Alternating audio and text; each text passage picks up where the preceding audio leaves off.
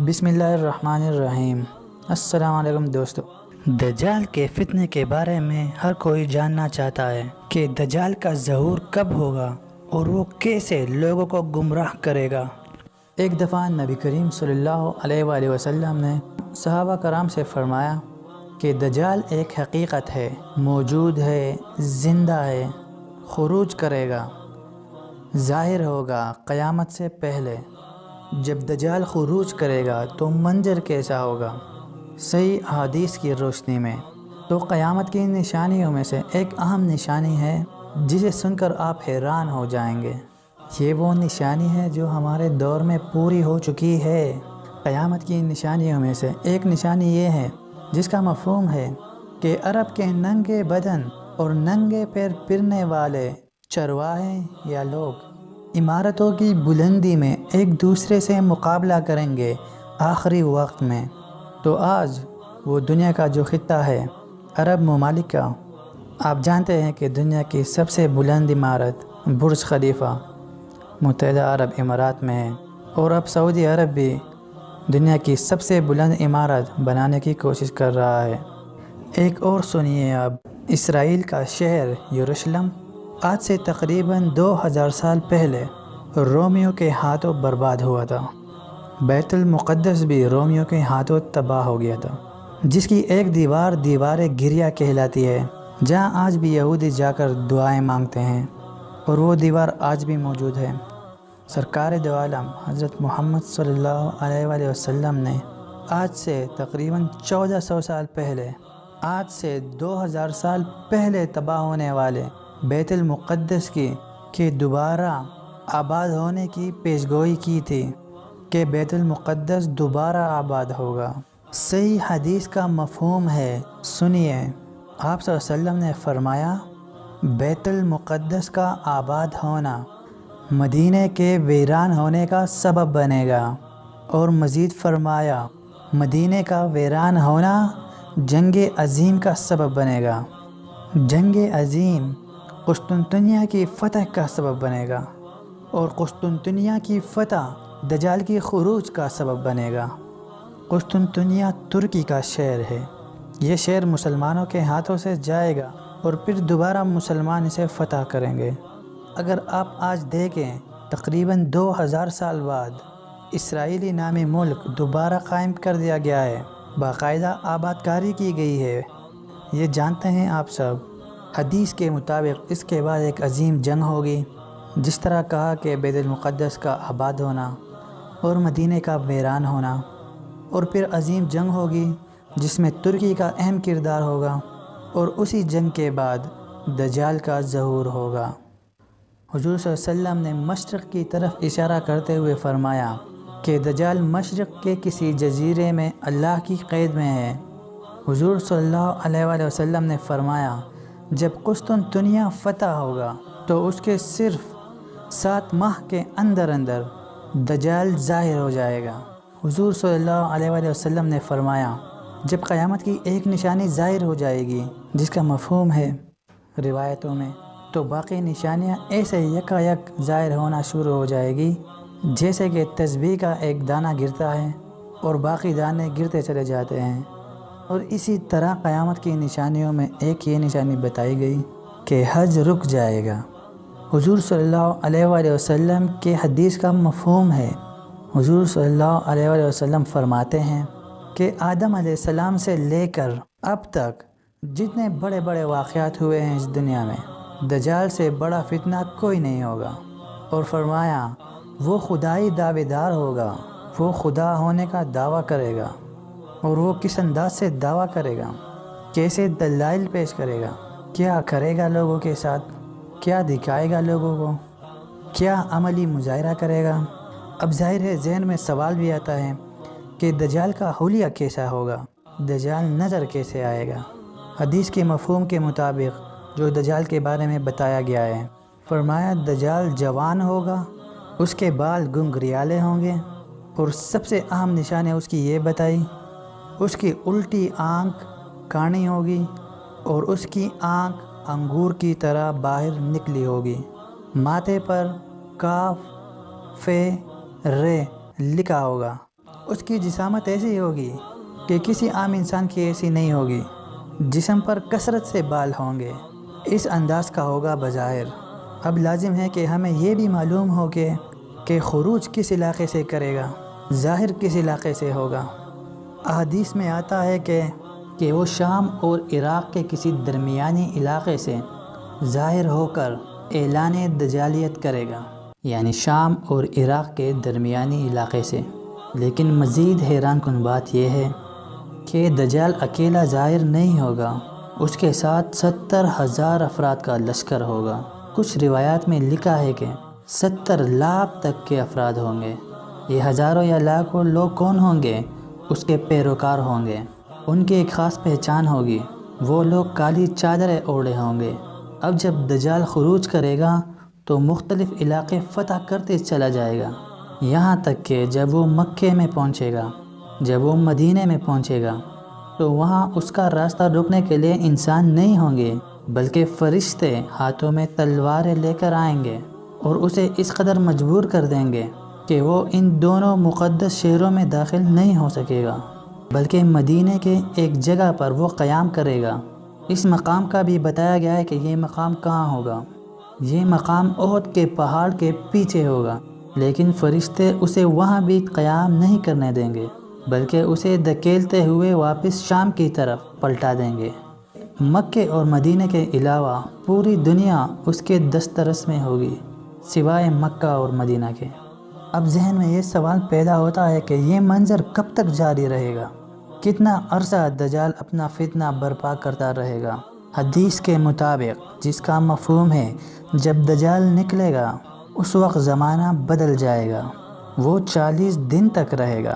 اس کا ایک دن 1 سال کے برابر ہوگا، دوسرا دن 1 مہینے کے برابر ہوگا، تیسرا دن 1 ہفتے کے برابر ہوگا، اور باقی دن عام دنوں کے برابر ہوں گے۔ بظاہر دجال کو اتنی طاقت حاصل ہوگی کہ جب وہ حکم کرے گا تو بارشیں برسنا شروع ہو جائے گی، وہ جس زمین کو حکم دے گا وہاں سے غلہ اگنا شروع ہو جائے گا، یعنی یہ ہوگا کہ وہ اپنی پیروی کرنے والوں پر بارش برسائے گا کہ ہر طرف ہریالی ہریالی ہو جائے گی۔ اور صرف یہ نہیں، بلکہ جو لوگ اس پر ایمان نہیں لائیں گے، جو اس کا انکار کریں گے، جو اس کو اپنا رب نہیں مانیں گے، ان پر قحط نازل کرے گا، انہیں مجبور کرے گا کہ اس پر ایمان لائے۔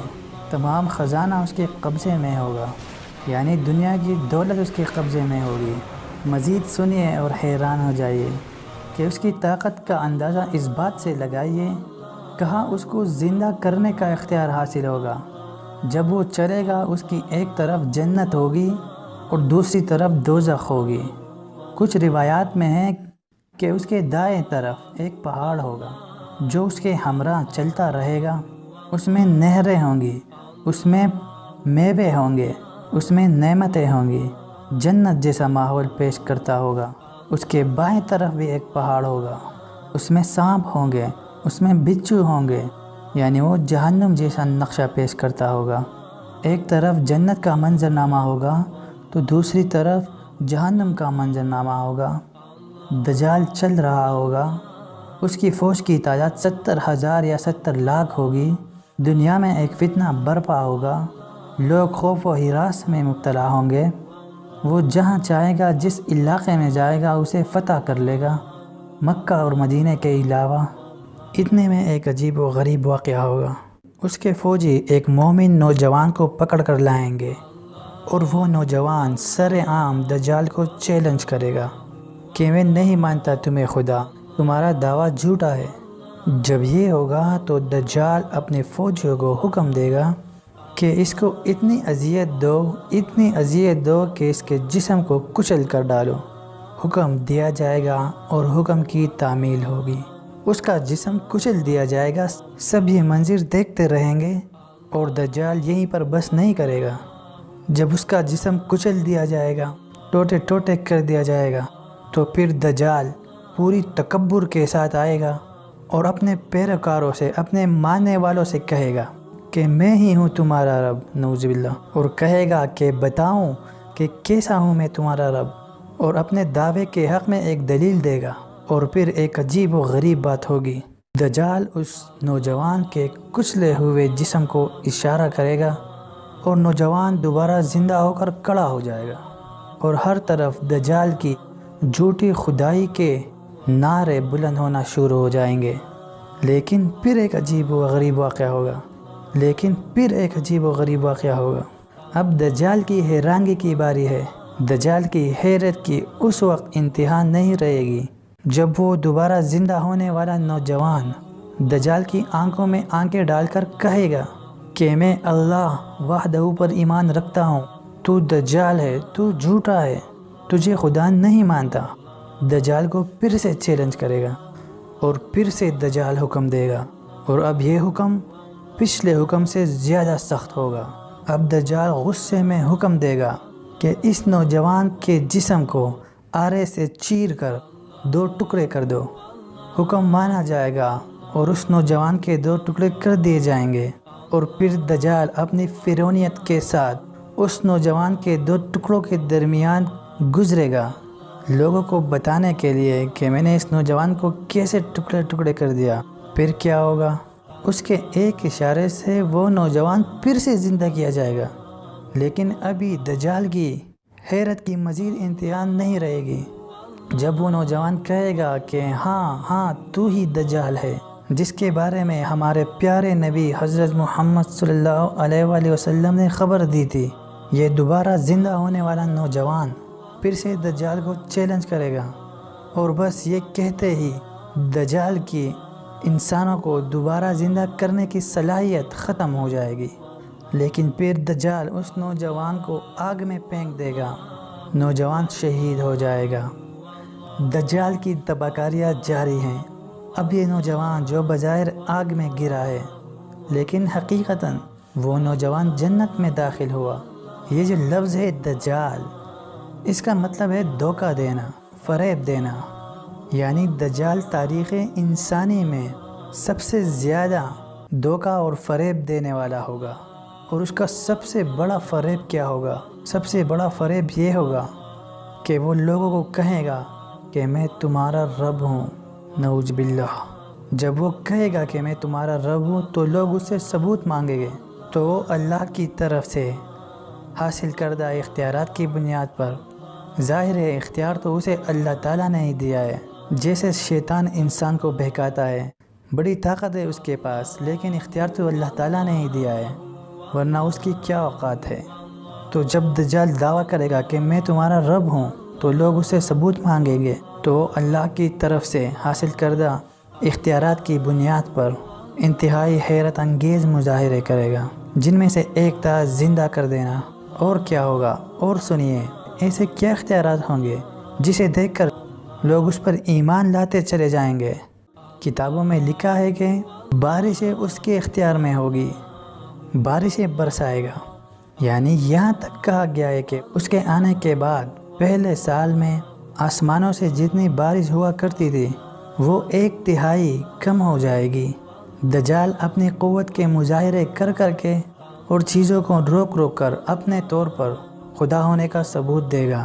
اس کے آنے کے بعد آسمانوں سے بارشیں 1/3 کم ہو جائے گی، جس کی وجہ سے زمین میں 1/3 غلہ بھی کم اگے گا۔ وہ کہے گا کہ یہ میں نے کیا ہے۔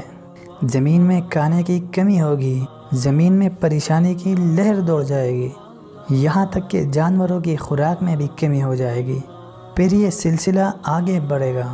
پھر جب اگلا سال آئے گا تو یہ کمی ڈبل ہو جائے گی، 2/3 ہو جائے گی۔ اب دنیا کا منظرنامہ تو سوچے کہ کیا ہوگا جب اتنی خوراک کم ہوگی۔ دنیا میں ہر طرف قحط سالی کا بازار گرم ہوگا۔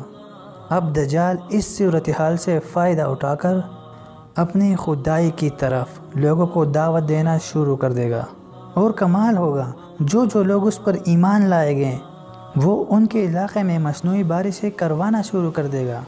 وہ لوگ خوشحال ہوتے جائیں گے، وہ علاقے سرسبز ہوتے جائیں گے، وہاں لوگ اپنی خوش قسمتی پر ناز کریں گے، اور لوگ کہیں گے کہ دجال پر ایمان لائے کیونکہ اس کی وجہ سے ہماری زمینیں سبز و شاداب ہو گئی ہیں۔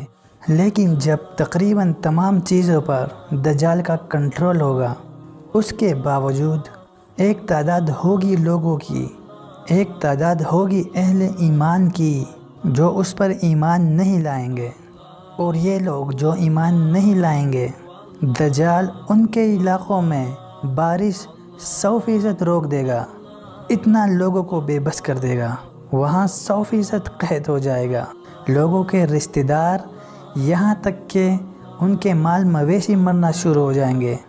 ایسے میں دجال بڑے تکبر کے ساتھ ان علاقوں کا دورہ کرے گا کہ جن علاقوں کے لوگ اس پر ایمان نہیں لائے ہیں، اور ان سے کہے گا کہ آپ لوگ کیا چاہتے ہو کہ تمہارے جانور اور رشتہ دار دوبارہ زندہ ہو جائے؟ اور یہ لوگ قحط کے ہاتھوں اس قدر مجبور ہوں گے کہ وہ کہیں گے ہاں چاہتے ہیں کہ جانور زندہ ہو جائیں، چاہتے ہیں کہ جتنا جانی نقصان ہوا ہے یہ سب ختم ہو جائے۔ تب دجال ایک شرط رکھے گا، کہے گا مجھ پر ایمان لاؤ بھوک ختم ہو جائے گی، مجھ پر ایمان لاؤ جانور زندہ ہو جائیں گے، رشتہ دار واپس آ جائیں گے، مجھ پر ایمان لاؤ ہریالی واپس آ جائے گی، مجھ پر ایمان لاؤ بارشیں واپس آ جائے گی، ہر طرف ہریالی ہو جائے گی۔ بھوک سے مجبور جو ان میں کمزور ایمان والے لوگ ہوں گے وہ اس پر ایمان لے آئیں گے۔ اب دجال کیا کرے گا؟